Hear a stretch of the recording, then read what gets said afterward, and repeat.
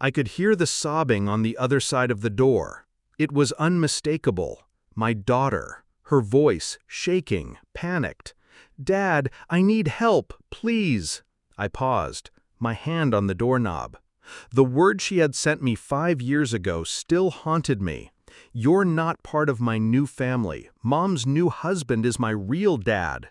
I had paid $80,000 for her wedding. I had given her everything, only to watch her walk away, to cut me off.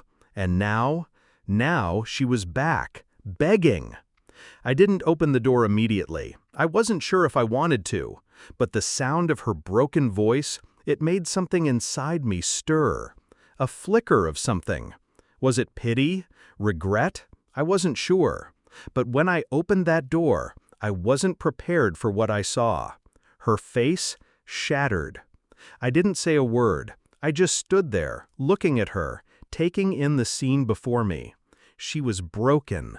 Her hair was a mess, her clothes torn. Her eyes were wide with fear, like a child who had lost everything. "Dad, please," she whimpered. I didn't move. I didn't reach out. The anger from the past, the betrayal, it flooded back. The night she married him, her new dad.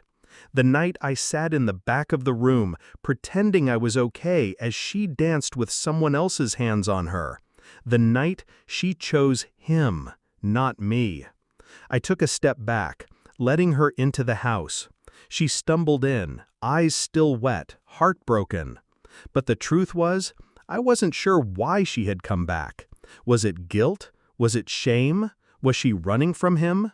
I didn't ask. I didn't need to. I was done being her father, done being the one she turned to only when it was convenient.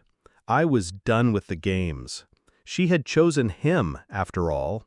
The house felt cold, too cold. I stood there, my thoughts racing. Why had she come back? Why now? Why after 5 years of silence? I knew better than to rush into anything. I had to think this through. I asked her nothing. I didn't want to hear her excuses. I just observed. I studied her. Her phone buzzed incessantly in her pocket. I saw it. I watched her eyes flicker. She didn't reach for it. I felt the old familiarity, a pattern I knew too well. She had been avoiding me, avoiding the truth. But the truth wasn't hidden anymore, not for me. I started digging, slowly, quietly. I hacked into her emails, her texts, anything I could find. I wanted to know what had happened in those 5 years. What had gone so wrong? I wasn't a fool. I had known something was off.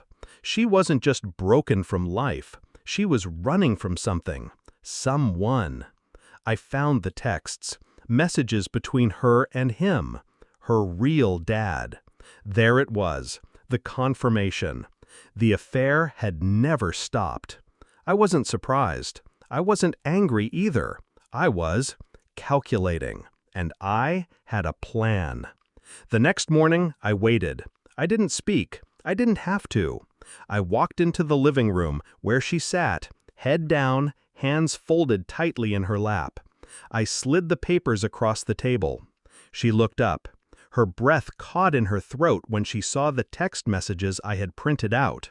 Her eyes darted from the papers to me. Her face went pale. "I know," I said quietly. "I know everything." She opened her mouth to speak, but couldn't find the words. "You were always his, weren't you?" I continued. "The whole time, even before I knew, even before we became family." Her body trembled. She stood up quickly, her face flushed with panic. "Dad, no!" I didn't let her finish. I reached for the photo I had placed in my drawer. It was the one from her wedding day, the one where I watched her smile at him, her real dad, the man who had replaced me. I tossed it on the table. "Do you remember that day?" I asked softly. She froze. Her eyes widened. "You chose him, didn't you?" She looked at the photo, then back at me, and finally collapsed into the chair. Her tears fell like a broken dam. But it didn't matter. Not anymore. I stood over her, calm and detached. She was crying, pleading, her voice cracked, but I didn't care. "Please, help me. I made a mistake, Dad. I'm sorry." Her voice broke. I felt nothing. Not pity, not anger, just clarity. "I'm not your father," I said, my voice cold. "You made your choice, and now you live with it." Her face twisted in agony, but it was too late. I walked away. I didn't look back. Her sobs echoed behind me, but they didn't move me. She was lost to me.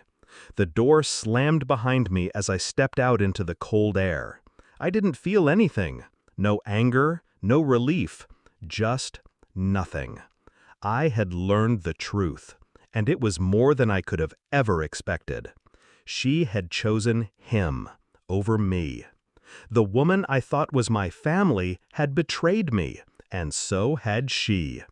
I had done nothing wrong, but I had paid the price. The truth was a weapon, and I had used it. I didn't need to go back. I didn't need them.